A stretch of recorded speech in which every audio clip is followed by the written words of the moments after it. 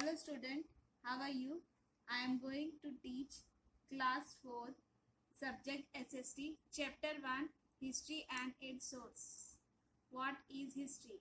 History is the study of our past, a record of the events that happened long ago. It tells us about the life of the people during a particular period of time. It is a written account of the development of a human civilization.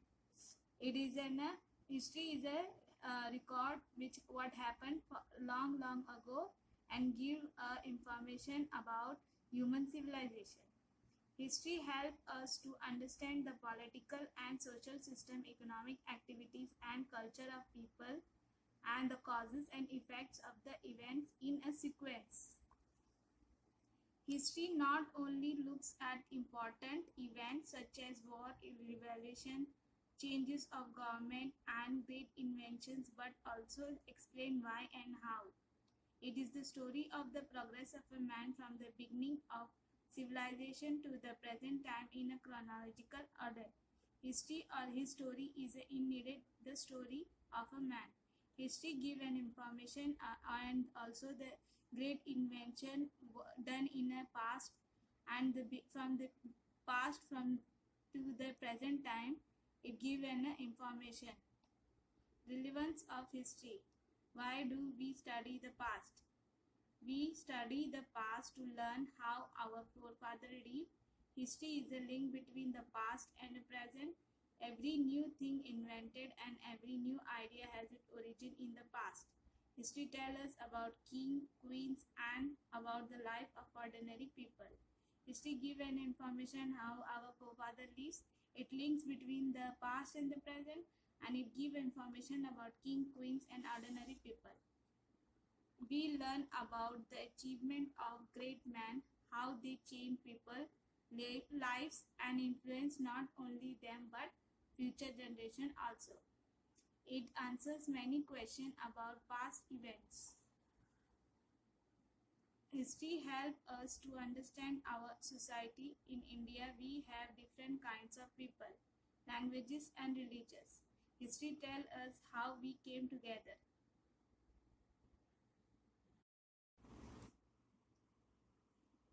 The next topic is division of history. The history is divided into three periods, that is ancient period, medieval period, and modern period. In ancient period, we learn about we study mainly about Maurya and Gupta rulers. In medieval period, we study about mainly Sultanate and the Mughal rulers. In modern period, we study about the British rule in India. Next topic is source of history. The source of history is divided into two parts, that is literary source and archaeological source. In literary source, it is a written form which is kept as a record by a historian. In literary source, they are divided to source, that is religious literary and secular literary. In religious literally, it is related to the religions, a tradition or a culture we deal with. Example, Vedas, Buddhist and Jains.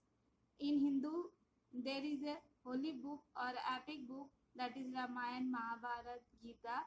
In Buddhism, there is a Jatak and Tripika holy books. In Jain, there is a Angas and Purvas.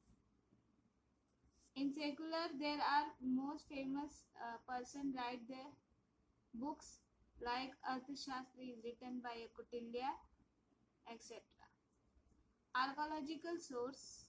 It is a source we get an information from our past through a material which are digging from or excavation. The archaeological source are divided into three parts. That is, first one is inscription, second one is monuments, and third one is coin.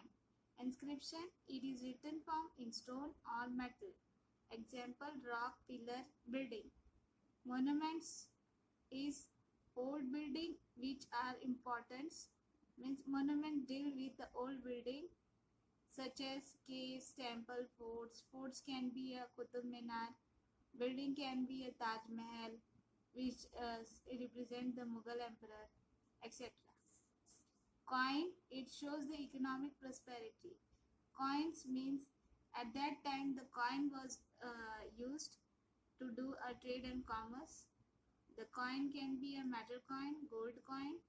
As per the generation, as the period change, as the time changes, the coin also changes. And the coin from metal to gold, from gold to paper money. Next topic is need to preserve source. The National Archives of Indian was established in New Delhi in 1920. It had a lot in preserving the precious book, magazine, periodical, etc., which helped the scholars greatly in writing history.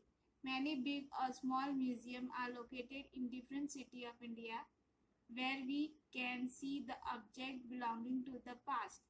On the basis of carbon 14 dating, we can also know about the age of those objects. Student, as we have completed this chapter, if you have any doubt, do comment on Facebook and YouTube. Thank you.